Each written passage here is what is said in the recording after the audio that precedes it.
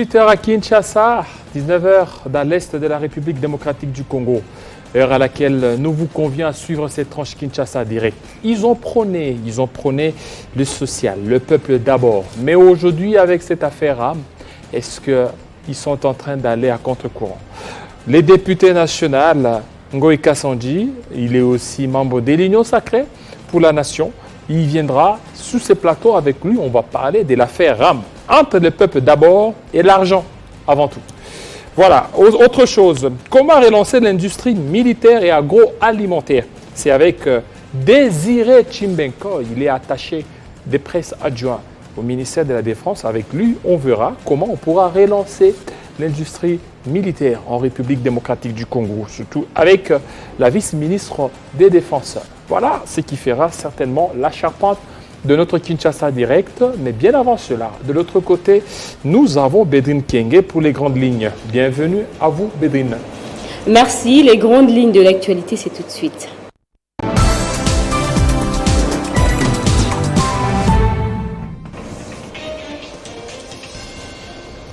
Le chef de l'État, Félix Tshisekedi, vient de boucler son séjour aux Émirats arabes unis par la visite de la plus haute tour du monde, Burj Khalifa, située au cœur d'un nouveau quartier de Dubaï. Ce gratte-ciel est la propriété de Emar, promoteur immobilier qui a conclu une alliance avec la République démocratique du Congo pour développer rapidement de nouveaux projets immobiliers à Kinshasa. Clôture à Lualaba de la première session de la semaine congolaise du tourisme, placée sous les thèmes tourisme et croissance inclusive. Ces assises avaient pour objectif de revaloriser les atouts touristiques considérés comme une alternative économique à l'activité minière. En dehors de nos frontières au Nigeria, l'armée vient d'annoncer la mort d'un des leaders du groupe d'État islamique Abu Musab al-Barnawi.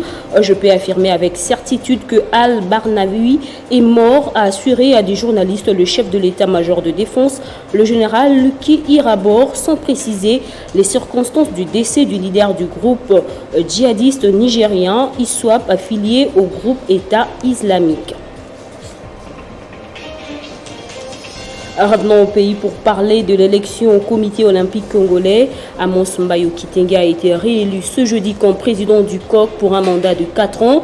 Unique candidat en lice au poste de président, le pasteur Amos Mbayo a obtenu 65 voix sur les 70 votants. Dans d'autres postes, René Nguébé et Christian Matata sont élus respectivement premier et deuxième vice-président. Ces titres et bien d'autres seront développés dans l'édition du soir par Arlette Boutella. Retrouvez Jean-David Kilolo dans un instant pour la suite des Kinshasa Direct. Téléchargez les infos Télé 50 sur www.télé50.cd. Voilà, merci à toi, Bédrine Kenge. Le rendez-vous est pris dans moins d'une heure avec Arlette Boutella. Tout de suite, nous allons parler du RAM. Ngoï Kassanji, notre invité, tout de suite. C'est la première fois que je vois un tel scandale dans notre pays. Qu'un gouvernement de notre pays escroque son peuple, escroque la population. Et il continue. Mon téléphone est là. On venait de me couper encore 1,7. Tous les jours. On a laissé le temps au pouvoir de faire le travail, d'aider la population, le peuple d'abord. Et comme escroquer le peuple d'abord, ce n'est pas possible. Bissoba FCC Tolobi, non? Tolobi la peuple, parce que nous sommes là pour le peuple. Et que le peuple comprenne qui parle pour lui. Qui parle pour lui. Je suis très triste et vraiment sidéré par le comportement de notre chambre. D'ici là, comme nous l'avons dit dans la déclaration générale du FCC, des choses sérieuses s'annoncent.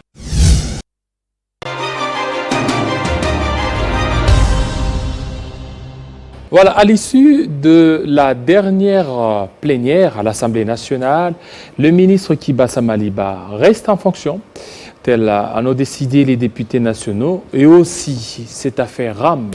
Le ministre s'en remet à la décision du gouvernement. Nous allons en parler avec Ngoï Kassanji. Quand on sait que déjà hier, les députés du Front commun pour le Congo ont claqué la porte de l'hémicycle pour dénoncer ce qui semble être l'escroquerie entretenue par une frange de députés nationaux. Monsieur Ngoï Kassanji, bienvenue. Merci Jean-David. Voilà, cette affaire, n'est-ce pas, une patate chaude entre vos mains. Vous, qui défendez certainement le social, le peuple d'abord, mais avec Ram, ça commence un peu à balbutier. Bien, que le peuple congolais sache que c'est l'un de nous, les députés membres de l'Union sacrée, qui avait adressé une question orale avec débat au ministre Kibasa. L'un de vous... l'un de nous, membres de Claude. l'Union sacrée. Oui.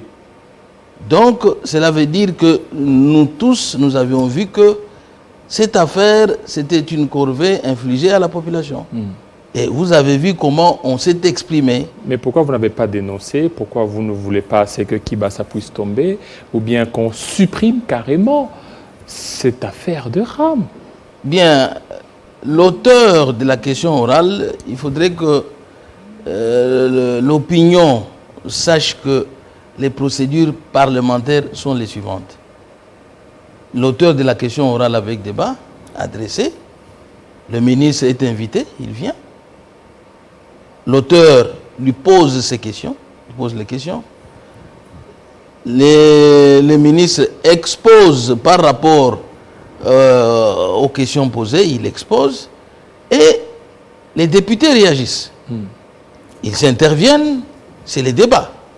Après débat, le ministre a sollicité 48 heures, bien sûr, bon, que ça a tiré en longueur, ça n'avait pas enchanté. Pourquoi ça tire en longueur? Ça n'a pas enchanté quiconque.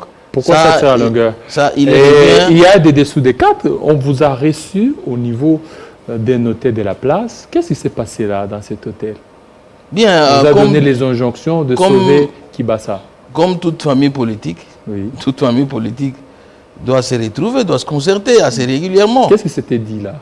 On a évoqué beaucoup de choses qui concernent notre famille politique. Entre autres, cette question des rames, la question de la mise en place de la CENI et tant d'autres questions. Cette question des rames, c'était quoi? Vous aviez voulu sauver?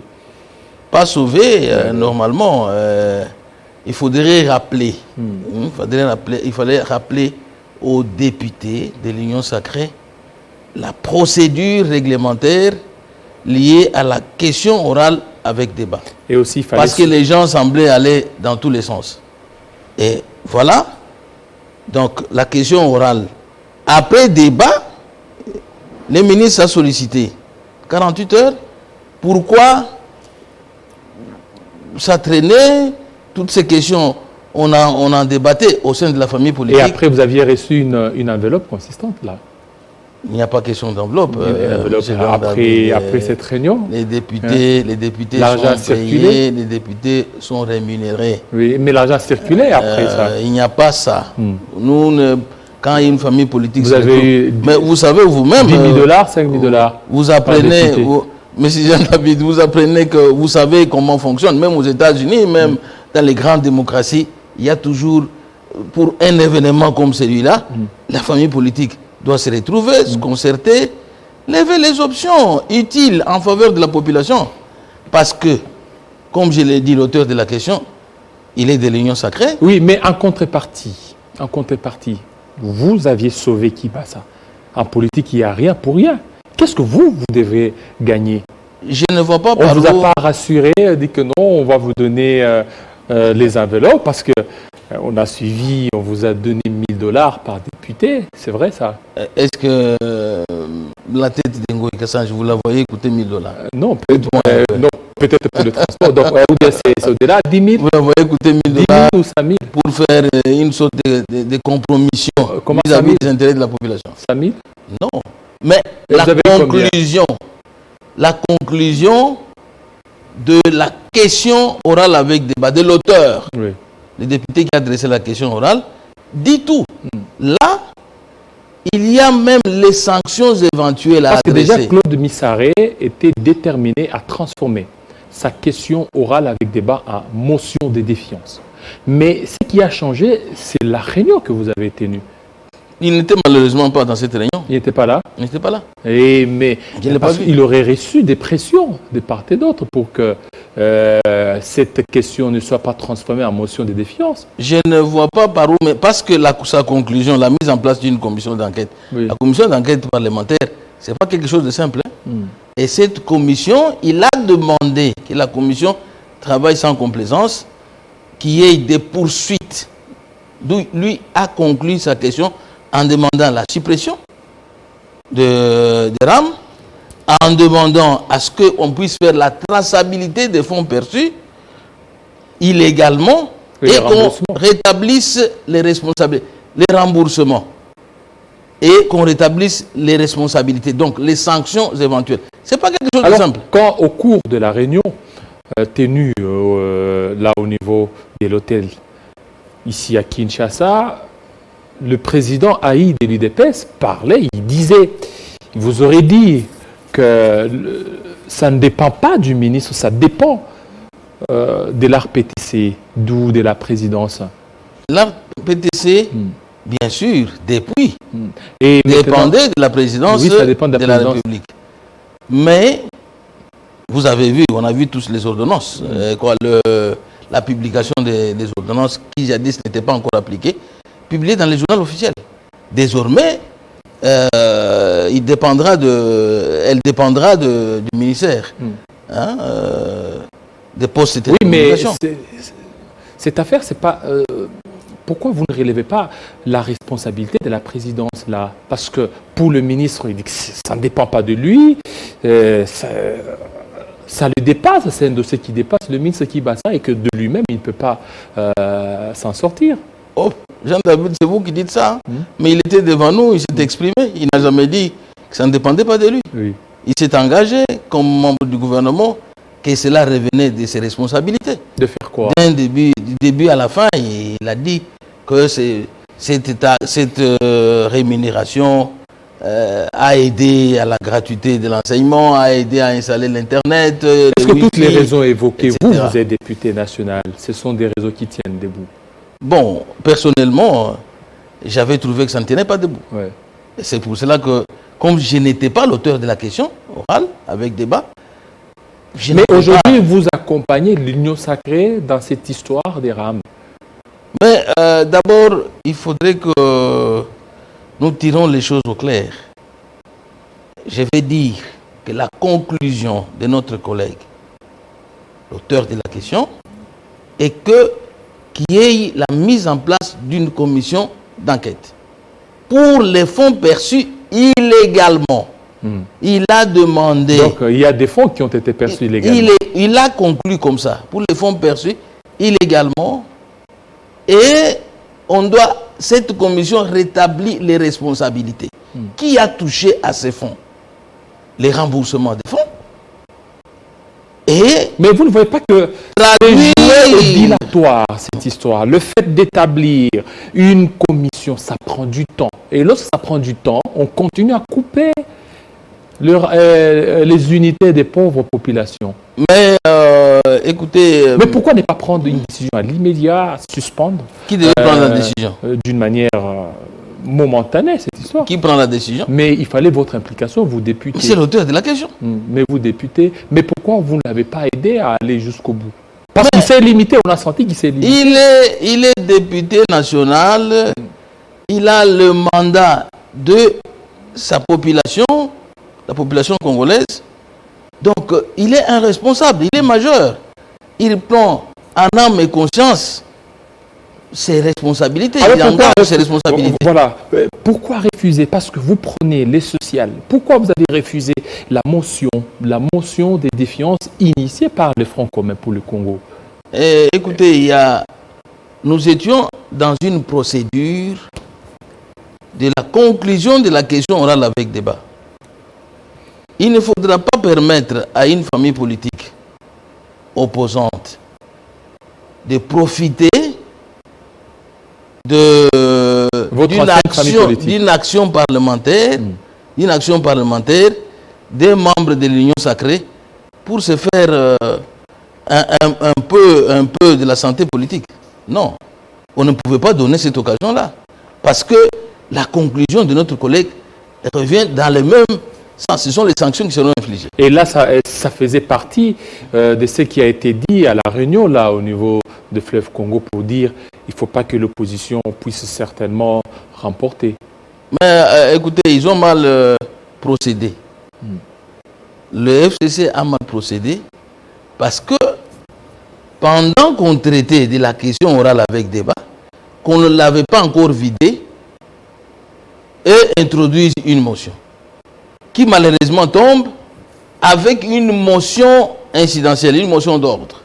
Une motion incidentielle d'un collègue, Alors Jean-Pierre que dans le nouveau règlement d'ordre intérieur, vous aviez refusé qu'une motion incidentielle vienne interférer à la motion. Mais ce n'était pas là, là c'était une question orale. Oui, mais il y avait une motion qui était en incidentielle. train d'être vidée, quoi. Il fallait attendre qu'on vide la question orale et qu'ils viennent avec leur motion. Mais ils ont introduit la motion et notre collègue Jean-Pierre Kayembe est intervenu par motion pour dire mais on est en train de traiter de la question. Il y a une motion ici. Nous souhaitons qu'on vide la question et cette affaire de la motion soit rejetée, qu'on termine la question principale qui était sous examen. C'est ainsi que, selon la procédure parlementaire, la plénière, on a donné la parole aux collègues, 2 pour et 2 contre. Les 2 pour se sont exprimés, les 2 contre se sont exprimés, et la plénière, en âme et conscience, a décidé, dans sa souveraineté, pour dire qu'on rejette la motion de défiance et qu'on vide cette sortie, la question orale avec de débat. vos anciens collègues de l'hémicycle, ça vous a fait quoi? Parce que vous étiez l'un des leurs. Parce que jadis, l'opposition, quand nous étions majorité, l'opposition sortait aussi. Alors pour nous, ce sont les pratiques parlementaires. Nous en sommes habitués. Ah, bon. Et quand ils sont battus, ils n'ont pas voulu leur défaite, s'asseoir démocratiquement, accepter les règles démocratiques, s'asseoir. Bon, on a connu une défaite. Continuons pour Et le FCC veut aller loin, il veut aller loin. Le FCC, il va initier une pétition contre le bureau Mbosso et aussi une motion contre le gouvernement Samalou Kondé. Et pourquoi alors? Pourquoi si c'est Oui, parce que jusque-là, il n'y a pas l'intérêt pour le peuple. Parce que vous aviez parlé du peuple, le peuple d'abord, mais l'FCC, en tant que défenseur de ces peuples, l'FCC, cette fois-ci, il dit que non, nous voulons qu'il y ait des représentants qui vont certainement parler au nom et pour le compte du peuple. Mais nous avons parlé de ça.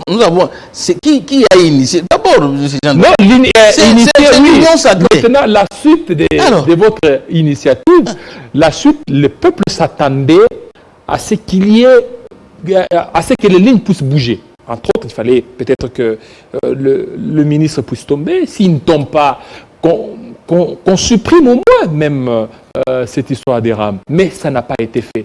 Les lignes vont tomber et elles tomberont. Quand? Les lignes sont tombées. Sont tombées parce que le ministre est arrivé. Oui, bon, il est arrivé. Et le ministre a sué. Il a sué. Vous avez vu comment le ministre, il a été acculé par les députés. Bon, il a été acculé. Et pour la plupart, les députés de l'Union sacrée. Et vous l'avez sauvé. Parce qu'on ne l'a pas sauvé. Vous l'avez sauvé. Parce que la commission est là. Il continue. S'il est trempé, s'il s'avère, la commission trouve qu'il est trempé, c'est sans excuse. C'est sans excuse. Le peuple doit savoir qu'il ne faut pas céder à la manipulation des gens qui recherchent un peu de santé politique, tout ça. Quand ils sont en perte de vitesse, ils s'accrochent vers certaines choses, certains comportements pour montrer qu'ils sont avec le peuple alors qu'ils ne sont pas avec lui. C'est nous, Union Sacrée, qui travaillons pour réellement vous étiez pour le peuple, hier, il aurait fallu soit que le ministre puisse tomber, soit que le RAM soit supprimé. Alors, ni l'un ni l'autre n'a été acquis. Ah bon, mais, oui, mais le RAM n'est pas tombé, mais il y a le RAM n'est pas supprimé. Vous savez qu'il y a une commission d'enquête, il y a 2 commissions qui sont déployées. Mais c'est du dilatoire, ça va encore rendre les choses élastiques. Vous savez, tout gestionnaire, si on lui envoie une mission d'enquête parlementaire, il n'est pas à l'aise. Parce que la commission d'enquête parlementaire, c'est une commission à la fois politique et technique. Et là-dedans, il y aura des techniciens qui vont déceler Vous les avez entendus, non? Les économistes, les juristes, ainsi de suite. Donc, seront dans cette commission-là pour rétablir les responsabilités, suivre la traçabilité de ces fonds. D'abord, en connaître le montant réel perçu. On connaît. Dès qu'on connaît qui a fait quoi, qui a perçu, qui on en a fait quoi et qui a autorisé, parce que l'autorité budgétaire n'a pas autorisé. Voilà. Donc, il faut attendre maintenant les conclusions du travail de la commission pour maintenant juger de la complaisance ou pas. Voilà. Dans votre réunion, vous avez parlé de cette histoire des rames et aussi cette histoire et aussi les dossiers de la Commission électorale nationale indépendante. Il y a le rapport de la commission paritaire qui a été déposé, mais une commission paritaire sans l'opposition. Quelle est la crédibilité de cette commission paritaire? Monsieur Jean-David, est-ce qu'on peut attendre les caprices des individus pour arrêter la marche de la République? Mais les revendications de ces individus sont légitimes. Bon, il y en a eu, on connaît l'histoire de notre pays. Oui. À un moment donné, on n'a pas attendu les caprices de l'UDPS pour organiser les élections. On n'en serait pas là où on est aujourd'hui. L'UDPS a boycotté les élections de 2006. Ça n'a pas arrêté la machine. Mais ce n'est pas une bonne jurisprudence. Ça n'a pas arrêté la machine. Fallait-il ne pas organiser les élections, laisser le pays dans l'état où il était? Prenons le cas de 2006, quand l'UDPS a boycotté les élections. Il fallait arrêter les élections, arrêter le pays, la marche du pays. Quoi? Mais par rapport à la loi actuelle sur la commission paritaire, est-ce qu'elle a raison d'être commission paritaire dès lors qu'il n'y a pas opposition? Bien, moi je vous dis, ce que je vais vous dire. Pourquoi ne pas appeler peut-être commission union sacrée? Monsieur Jean, dites-moi un peu. Oui. Doit-on arrêter la marche de toute la nation congolaise pour les caprices de positionnement des individus? Mais est-ce que ces caprices, ce sont des caprices qui sont légitimes? Ces politiciens veulent à ce qui est consensus, qui est entente. Mais ces consensus, on se rend compte qu'il y a des tireurs de ficelles sur votre fauteuil-là. J'ai reçu l'abbé Donatien Cholet, il a parlé des intimidations. Bien. Il a parlé de beaucoup d'histoires liées par rapport à ce dossier des CNI. On peut bien parler, mais la poursuite de tout ça, sachez que chacun veut que le sien soit là. Vous voyez? On voudra que celui-là veut que ce soit mon candidat qui passe. Celui-ci veut que ce soit mon candidat. Mais malheureusement, la loi de la démocratie, c'est la loi de la majorité. Quand la majorité tranche, eh bien, la machine continue.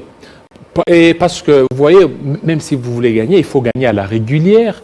À la régulière, c'est que c'est mettre tout le monde d'accord, c'est appeler toutes les forces vives pour qu'ils viennent et que la nation puisse aller de l'avant. Mais vous savez, si on a appelé tout le monde, le président Bosso a adressé... Mais c'est tout le monde là. Tout le monde. Il a posé des préalables. Entre autres, d'abord, que le consensus soit trouvé au niveau de la désignation des animateurs de la CENI. Il n'y a pas seulement que le consensus. Il faut bien lire la charte. Il n'y a pas que le consensus. En cas de manque de consensus, on procède aux élections. C'est ainsi qu'on a procédé aux élections. Malheureusement. Est-ce qu'il y a eu vote? Il n'y a pas eu vote. Est-ce qu'il y a eu vote là? Ils sont allés voter au niveau des 6 mai. Ils auraient dû voter là au niveau de la Senko, non? Mais vous n'avez pas suivi que d'abord, elles se sont déplacées pour aller ailleurs parce que d'abord, on a éteint la lumière. Bon, le propriétaire éteint la lumière. Qu'est-ce que vous faites? Vous continuez. Vous continuez. D'autant plus que dans cette charte, on n'a pas seulement déterminé, on n'a pas dit seulement que ce soit à la Sengo. Alors, ils ont poursuivi leurs travaux ailleurs. Donc, pour dire, nous 6, nous avons désigné Kadima. Donc, que les minoritaires rejoignent les majoritaires. Est-ce que les idéaux pour lesquels vous êtes battus pour adhérer à l'Union sacrée, vous les avez retrouvés aujourd'hui?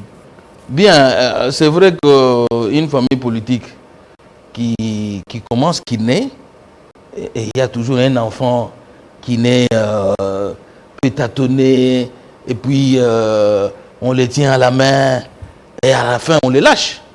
On les lâche pour qu'il commence à marcher tout seul, et puis il va courir. Donc il y a certaines choses qui sont encore à refaire et tout ça. C'est un début. Comme quoi, par exemple? C'est un début. Comme quoi, comme ce que nous avons déploré ici, comme RAM. Ce sont des choses qu'il faut corriger. Donc nous sommes dans un début a toujours ses caprices. Pour vous, la correction des rames, c'est quoi? C'est la suppression ou c'est le maintien ou jouer dilatoire, comme ça se fait? Bien, l'option principale, c'est la suppression. Mais au-delà de la suppression, si il y a la légalité qui intervient, si c'est budgétisé, si la perception est transparente, s'il n'y a pas opacité, donc parce qu'une taxe comme telle, bon, c'est une rémunération selon les explications. Mais normalement, selon l'article 174 de la Constitution, 174, 175, on ne peut faire payer l'argent, percevoir l'argent du contribuable que sur base d'une loi. Ensuite, même la répartition de l'argent perçu est fixée par une loi. Il y a la loi des finances, qui est le budget de l'État. Donc, si on formalise tout ça, et que ça ne soit pas quelque chose de coupes, disons, cavalières. On coupe l'argent d'une manière cavalière. Non, on sait qu'on peut payer ceci à la fin du mois. Il y a un vous êtes aussi d'avis pour dire que c'est une escroquerie, cette histoire des rames? Bon, à dire que l'escroquerie, c'est aller trop loin. Mais ça a été dit dans votre propre famille politique. Ça a été dit, mais maintenant, voilà la raison pour laquelle on ne peut établir, fixer une peine ou déterminer la peine pour dire non, il y a eu escroquerie, que s'il y a qu'au niveau de la justice. Vous voyez? Donc, on peut faire des allégations. Ces allégations peuvent être avérées, tout comme ça peut être mensonger et mensongère. C'est ainsi que la commission qui va travailler va faire son rapport. Le rapport sera transmis à la plénière parce que le collègue a exigé que s'il y a des gens qui ont détourné, s'il y a détournement de fonds, eh ben, on doit les traduire en justice. C'est la justice qui déterminera les responsabilités et les peines à infliger. Et vous vous attendez aussi à faire partie de cette commission? Bien, si je suis désigné, j'aurais souhaité... Et est-ce que vous allez rendre les rapports fidèlement comme il se doit? Et quand bien même vous allez trouver peut-être d'autres personnalités impliquées, serez-vous fidèle à rendre rapport? Vous savez, Jean-David, que le président de la République nous avait demandé, à l'occasion d'une audience qu'il nous avait accordée, il avait accordé au député national, il avait demandé de contrôler sans complaisance le gouvernement. Le gouvernement doit travailler et les députés nationaux doivent contrôler le gouvernement sans complaisance. Et c'est ce que nous sommes en train de faire. Oui, mais le véritable contrôle, ça serait, si peut-être Kibasa était tombé, ça allait être une très bonne chose. Est-ce que le contrôle peut être aussi pédagogique? Parce que déjà hier, on a lu sous les visages de la population, plusieurs étaient déçus. Ils s'attendaient vraiment. Il y a d'autres qui ont même parlé que c'est une plénière de beaucoup d'enjeux, beaucoup de dangers. Mais malheureusement, après, d'autres ont commencé à changer d'avis. Ils étaient déçus. Peut-être qu'ils ne connaissent pas. Moi je comprends. Ils pensaient que dans cette plénière, on allait dire Kibasa quitte. Non. Ou peut-être Kibasa aurait prononcé des phrases du non, je vous ai compris, je veux faire tout pour suspendre cette histoire. Oui, Kibasa dit qu'il va agir dans le sens de la volonté de la population. Tout le monde l'a suivi. Et maintenant, la procédure parlementaire exige... Ça, c'est un discours politique, ça? Bon, nous allons voir si c'est politique, mais parce que la commission est sous son dos. Donc la commission va le suivre. Alors, qu'est-ce que je veux dire? Je comprends ceux qui s'inquiètent. Moi, je comprends que certaines personnes ne connaissent pas la procédure parlementaire en cas d'une question orale avec débat. La question orale avec débat, il revient à celui qui l'a adressé de conclure. Et s'il conclut en demandant, la conclusion peut être dans deux sens. Dépêcher une mission d'enquête parlementaire, ou dire le ministre m'a convaincu, ou dire que je transforme cette question orale en l'interpellation. Oui, interpellation. L'interpellation est une autre procédure. L'interpellation ne fait pas tomber le ministre directement. Donc, on doit faire maintenant une procédure en ce qui concerne l'interpellation. Et ça c'est une autre étape. Ça n'allait pas se faire seulement le même jour. Je comprends ceux qui sont dessus, mais la procédure, elle est là. Elle a été respectée convenablement. Mais moi, je crois que ce qui a été fait par l'Assemblée nationale, que notre peuple se rassure que l'Assemblée nationale n'a pas été complaisante. Et que même l'Union sacrée n'a pas été complaisante. Voilà. Nous allons poursuivre la chose. Vous allez suivre vous-même les conclusions. Après la commission d'enquête, le rapport de la commission d'enquête, vous allez vous-même voir ce qui va se passer. Voilà, Ngoï Kassanji, on termine avec vous par cette question de la défense, la 10e prorogation de l'état des sièges. Il y a déjà d'autres acteurs politiques qui ont qualifié ça d'un échec, quand bien même ça a été un peu recadré un tout petit peu. Votre analyse par rapport à cette prorogation? Bien, une analyse objective, en n'étant pas peut-être de l'Union sacrée, mais analyse en tant que Ngoï Kassanji. Je viens de lire quelque part les rapports de la MONUSCO, où elle dit que des 600 groupes armés, on en est maintenant seulement 120. 120. Voilà. C'est qu'il y a des avancées significatives. Donc, quelque chose qui a duré plusieurs années, des dizaines d'années, vous voulez qu'on puisse la terminer au bout de quelques mois? Non. C'est un combat. Il y a des avancées. On a récupéré des terrains qui étaient jadis entre les mains des groupes armés. Et il y a les groupes armés qui ont rendu les armes, qui ont été des faits, ainsi de suite. Mais une autre dimension de cette guerre asymétrique, il faut beaucoup de moyens qu'il faut mettre en jeu. Et notre armée s'y emploie. Et le gouvernement met tous les moyens en jeu. Donc, pour moi, la prorogation s'arrêtera quand il y aura la paix. Voilà. Merci beaucoup des députés nationaux Ngoï Kassanji. Nous allons parler toujours de la défense, cette fois-ci avec Désiré Chimenkoy. Merci. Merci.